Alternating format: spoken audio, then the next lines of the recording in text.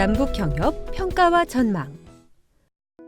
이제까지 남북경협의 역사적 과정과 아울러 각 정부마다 어떠한 이론적 배경과 경협 정책하에 추진되어 왔는지 살펴보았습니다.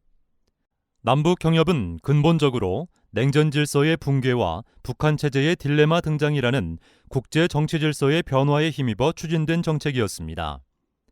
그리고 헌법에 표명된 평화 통일 전략을 실제적으로 추진하기 위한 기능주의 통합 전략의 매개 역할 인자로서 추진된 정책이었으며 대륙과 해양의 가교지대에 위치한 한반도의 지리 경제학적 영향을 키우기 위한 정책이기도 했습니다.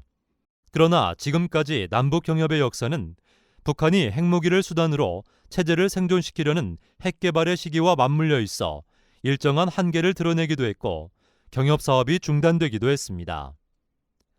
남북경협은 일반 교역으로부터 출발해 위탁 가공교역, 투자협력, 특구 공동개발으로까지 발전되어 왔지만 한반도 내외부를 둘러싼 정치 상황 장벽에 부딪혀 역순으로 하나씩 중단되기도 했습니다.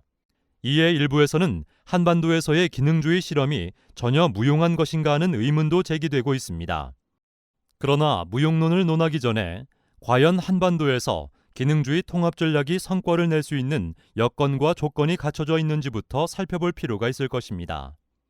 남북경협은 근본적으로 남한이 주도하는 기능적 게임 구도에 북한을 편입시켜 변화시키고자 하는 의도하에 추진된 경제행위로서 유럽연합 결성이나 독일 통일 같은 성과를 가져오기에는 구조적 제약성 속에 놓여 있었기 때문입니다.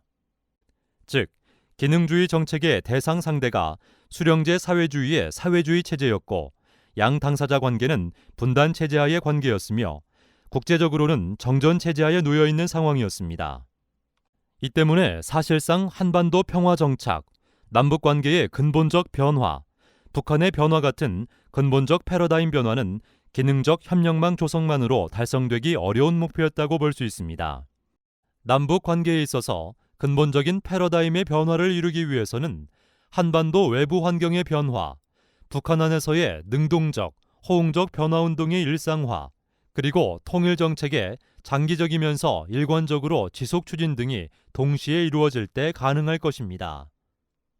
독일의 대부분 전문가들은 독일 통일은 서독의 동방 정책만으로는 쉽지 않았고 동독 주민들에 의한 자발적 평화혁명, 고르바초프의 페레스트로이카 정책, 서독의 동방 정책이라는 삼박자가 운 좋게 삼합을 이룸으로써 가능했다고 말하고 있습니다. 따라서 목표 달성의 필요 충분 조건인 세 가지 요소를 검토하지 않고 지금까지의 남북경협 효과성에 대해 무용론을 제기하는 것은 실제적이지 않고 현실적이지 않다고 할 수 있습니다.